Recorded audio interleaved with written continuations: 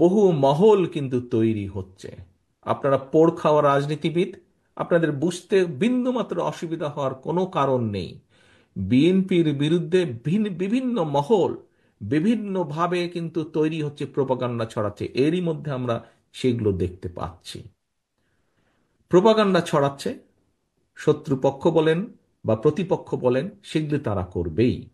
দেশের ভিতরে বাইরে সেটি তারা করবে, আমরা সেটিকে ফেস করব।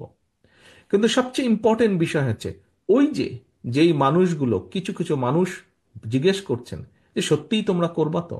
এটি একটি আস্থার বিষয়। এখানে একজন প্রশ্নকর্তা ব্যাংকিং বিষয় নিয়ে বলেছেন।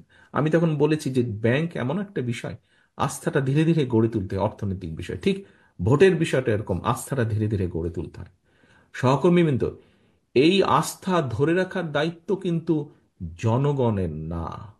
এই আস্থা, আমাদের প্রতি জনগণের আস্থা ধরে রাখার দায়িত্ব কিন্তু আমার, আপনার, আমাদের উপস্থিত সকলের, যারা উপস্থিত নেই, যার গায়ে একবার সিল লেগেছে বিএনপি, সেরকম প্রতিটি নেতাকর্মীর দায়িত্ব হচ্ছে এই আস্থাকে ধরে রাখা। জনগণের আস্থা নষ্ট হয় এরকম কোনো ব্যবস্থা যেমন এরকম কোনো কাজ যেমন করা যাবে না।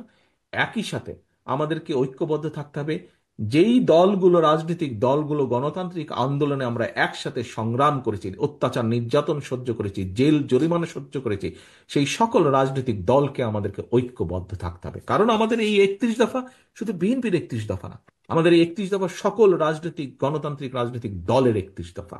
কাজেই আমাদের সকলকে ঐক্যবদ্ধ থাকতে হবে। বড় দল হিসাবে সবচেয়ে বড় দায়িত্ব বিএনপির, জনগণের এই আস্থা ধরে রাখা, এই 31 দফা বাস্তবায়ন করা। প্রিয় সহকর্মীবৃন্দ, আমি ব্যক্তিগতভাবে একটি একটি একটি একটি প্রতিজ্ঞা বা নীতিতে বিশ্বাস করি। আপনারা যেরকম অত্যাচারিত নির্যাতিত হয়েছেন, আমি ব্যক্তিগতভাবে, আমার পরিবার অত্যাচারিত নির্যাতিত হয়েছে সেই পলাতক স্বৈরাচার দ্বারা। যে কোনো নির্যাতিত মানুষ তার নির্যাতনকারীর বিরুদ্ধে প্রতিশোধ নিতে চায়। প্রিয় সহকর্মীবৃন্দ, আপনি চান, আমি চাই, আমরা সবাই চাই, যারা আমরা অত্যাচারিত নির্যাতিত। তবে আমি ব্যক্তিগতভাবে, এবং আমি মনে করি আজকে এখানে উপস্থিত আমার প্রতিটি নেতাকর্মী, এই দলের প্রতিটি নেতাকর্মী আমার সাথে একমত হবেন, কেউ দ্বিমত হবেন না। কি সেটি? আমরা প্রতিশোধ নিতে চাই, আমি প্রতিশোধ নিতে চাই এই 31 দফাকে বাস্তবায়ন করার মাধ্যমে।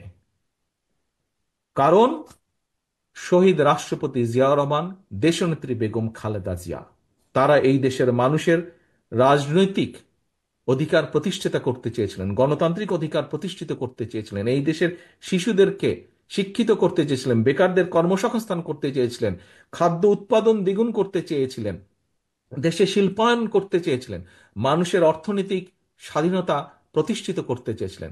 সেই কাজগুলোতে বাধা দেওয়া হয়েছে।